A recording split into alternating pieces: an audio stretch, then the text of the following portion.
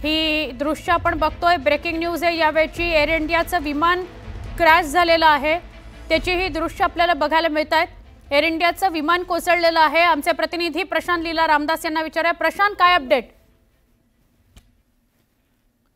Prashant, air इंडियाचं अहमदाबादमध्ये विमान कोसळलंय, काय माहिती?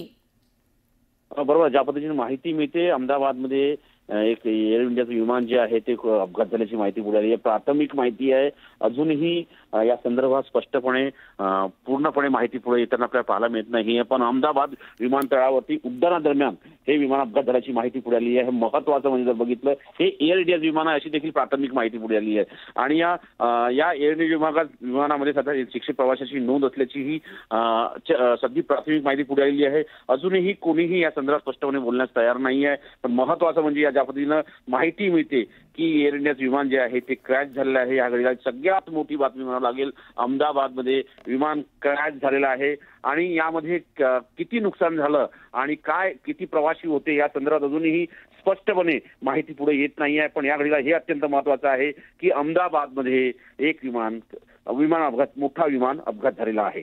स्टुडिओ नक्की किती वाजताच्या दरम्यान झालाय, काय या संदर्भात काही प्राथमिक माहिती समजू शकली आहे?